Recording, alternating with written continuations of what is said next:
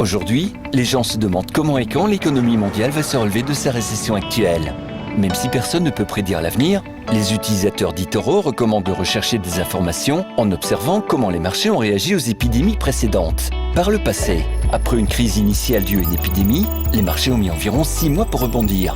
Une baisse à court terme avait tendance à être suivie par la poursuite d'une tendance haussière. Par exemple, la grippe porcine a commencé en 2009.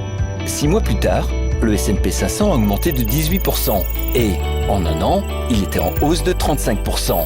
Bien que les rebonds passés ne permettent pas de prédire ce qui va se passer maintenant, ils peuvent faire la lumière sur ce qui pourrait nous attendre. Vous souhaitez obtenir plus d'informations ?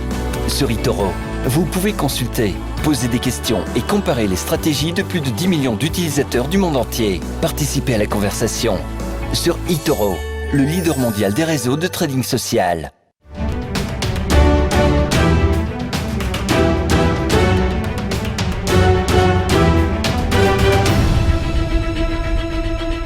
Un point sur l'actualité et les indicateurs du coronavirus en France repasseraient-ils au rouge? C'est en tout cas ce que constatent les autorités sanitaires après avoir remarqué une nouvelle hausse du taux de circulation du virus et du nombre de contaminations. Alors pour vous donner une idée, le taux de reproduction de l'épidémie, c'est-à-dire le nombre de personnes infectées par un malade, a augmenté. Il est passé au-dessus de la barre symbolique de 1 en hausse par rapport à la semaine précédente. 3797 personnes ont été testées positives entre le 29 juin et le 5 juillet contre 3406 7 jours plus tôt. Vacances d'été, relâchement des gestes barrières, les épidémiologistes craignent une multiplication de clusters et des flambées locales difficiles à maîtriser. La sonnette d'alarme a été tirée pour appeler à une grande vigilance alors qu'une seconde vague n'est toujours pas écartée. Aux États-Unis, c'est une révélation qui aurait pu rester confidentielle, mais on sait que Donald Trump n'est pas un président conventionnel. Il a confirmé avoir commandité une cyberattaque contre l'Internet Research Agency, une agence russe spécialisée dans la propagation de fake news, accusée d'avoir perturbé l'élection présidentielle de 2016.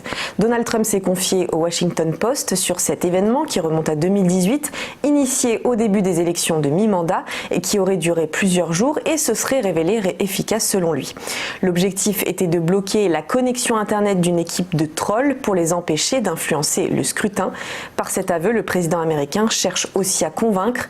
Personne ne s'est comporté aussi durement avec la Russie que moi, a-t-il déclaré, ajoutant que son prédécesseur Barack Obama savait avant les élections de 2016 que la Russie jouait avec le feu et il n'a rien dit. On termine avec un rapport alarmant signé l'ONU qui dévoile l'aggravation de la faim dans le monde en 2019. 690 millions de personnes, c'est-à-dire 8,9% de la population mondiale, ont souffert de sous-alimentation l'année dernière, soit 10 millions de plus qu'en 2018. Des chiffres qui pourraient empirer cette année en raison de la pandémie. Selon le rapport, la récession mondiale due au nouveau coronavirus risque de pousser vers la faim entre 83 et 132 millions de personnes supplémentaires. Les experts pointent du doigt l'objectif d'éradiquer la faim d'ici à 2030, établi par l'ONU en 2015 et qui n'est pas à ce stade en voie d'être atteint.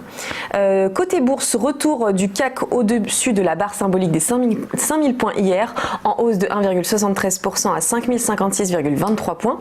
Dans l'ensemble, les indices internationaux sont au vert, comme le FTSE plus 1,33% à 6176,19 points, mais chute quand même du Nasdaq, moins 2,13% à 10 390,84 points. On se retrouve dans quelques instants pour le chrono CAC.